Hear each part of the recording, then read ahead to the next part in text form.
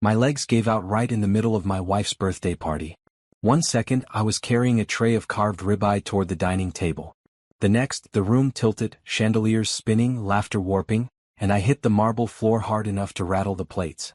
"Stop this circus, Daniel," my wife snapped before anyone even checked if I was breathing. "That's my name. Daniel Reeves. 34. Financial analyst. Reliable. Predictable. Invisible when necessary." Her mother didn't rush to help either. She stood beside the cake table, lips curling into a thin smile. "He always needs attention at the worst time," she muttered loudly enough for half the guests to hear. "You're ruining her celebration." I tried to push myself up, but my hands trembled.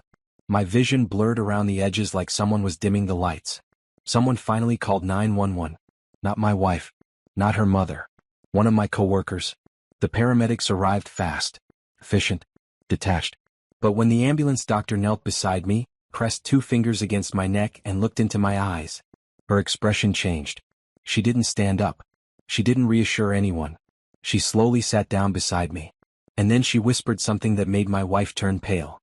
"Call the police." The room went silent in a way that didn't belong at a birthday party. Not confused. Not concerned. Afraid. The doctor didn't raise her voice.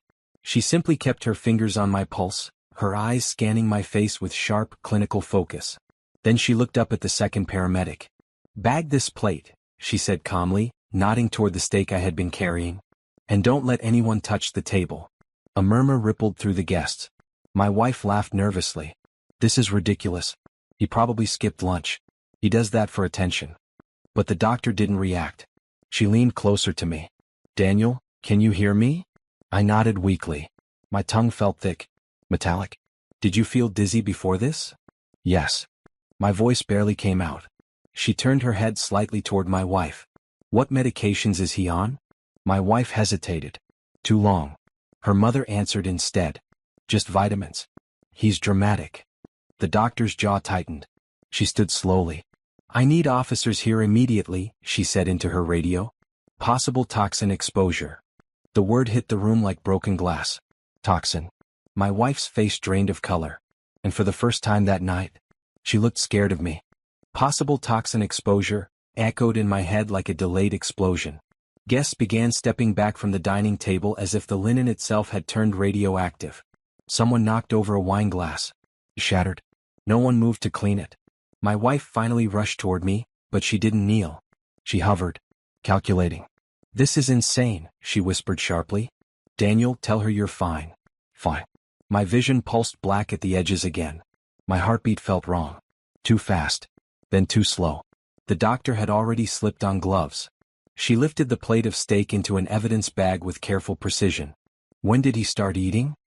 "He hasn't," my coworker said from behind her. "He was serving." The doctor's eyes flicked toward my wife.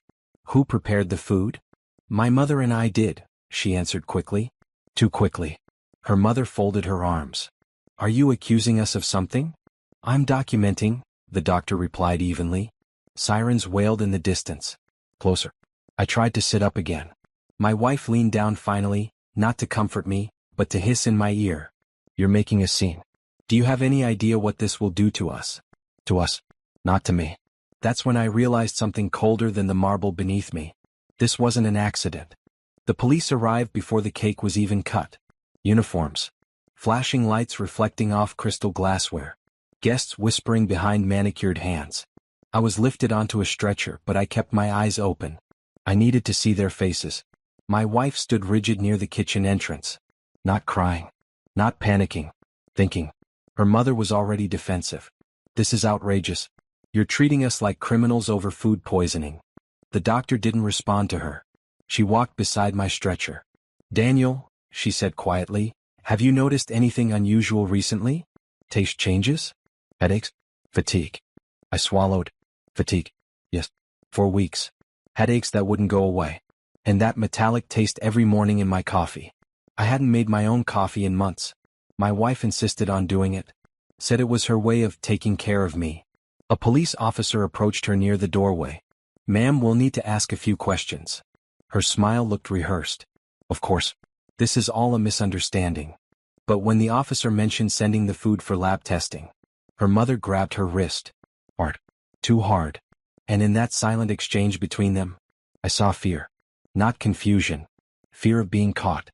The ambulance doors shut, sealing me away from the party, from the whispers, the stares, the carefully constructed image of my marriage.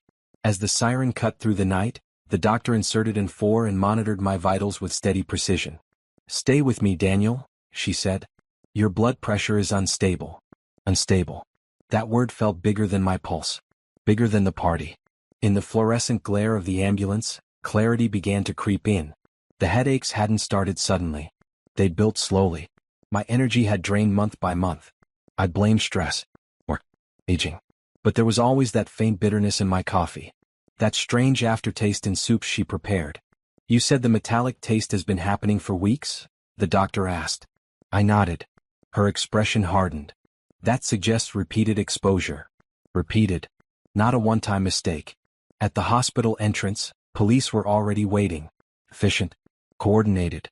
Before they wheeled me inside, I saw my wife's car screech into the parking lot. She stepped out alone. No mother this time. Her composure was gone. Her lipstick smudged. And when our eyes met across the emergency bay, she didn't look worried about losing me.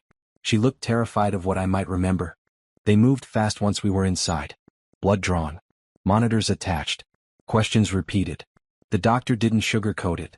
"Daniel, we're running toxicology. Based on your symptoms and the timeline you described, this doesn't look accidental." Doesn't look accidental. That sentence settled heavier than the 4-line in my arm. A detective stepped into the room not long after. Mid-40s. Calm eyes. "Mr. Reeves, I need you to think carefully. Has anyone had access to your food or drinks regularly?" I almost laughed. "Only one person. My wife prepares my coffee every morning," I said. My voice sounded steadier now. Colder. "She insists on it." The detective wrote something down. "Any recent changes in life insurance policies?" "Yes. 3 months ago she convinced me to increase it." "We're building a future," she'd said. "It's responsible." The future. A nurse entered quietly, handing the doctor preliminary lab results. I watched the color drain from her face again, just like at the party. She looked directly at the detective. "Elevated arsenic levels." The word hung in the sterile air. Arsenic. Slow. Calculated. My wife had just walked into the waiting area when the detective stepped out to meet her. And this time, she wasn't controlling the narrative anymore. I couldn't hear every word from inside the hospital room, but I didn't need to. Through the glass partition, I watched my wife's posture shift. At first, she stood straight, composed, arms folded like this was just another misunderstanding she could smooth over. Then the detective said something. I saw it happen in real time. Her shoulders dropped. Her jaw tightened. Her eyes darted toward the exit. Arsenic doesn't leave much room for interpretation. It's not seasoning. It's not contamination. It's intention. A second officer joined the conversation. Papers were shown. I recognized the folder, our updated life insurance policy. The one she had insisted we finalize. We were being responsible, she had told me. Every successful couple plans ahead. Successful couple. The detective gestured toward the hallway. She hesitated. For a split second, she looked toward my room. Toward me. Not with guilt. With calculation. As if measuring whether I was still weak enough to control. Then the cuffs came out. Her expression fractured. "This is insane," she shouted loud enough for the entire emergency wing to hear. "He's overreacting." I was helping him. Helping. The word twisted in my chest. As they led her past the glass, our eyes met one last time. And for the first time in months, I wasn't the one fading. She was. Recovery wasn't dramatic. There was no triumphant music. No cinematic justice speech. Just 4 fluids, monitored meals, and the slow return of strength I hadn't realized I'd lost. The toxicology report confirmed it: prolonged arsenic exposure. Small doses. Consistent. Enough to weaken. Not enough to kill quickly. The detective visited me 3 days later. "She admitted to researching it," he said plainly. "Online searches. Symptoms. Dosage thresholds." Dosage thresholds. That's what I had become. A calculation.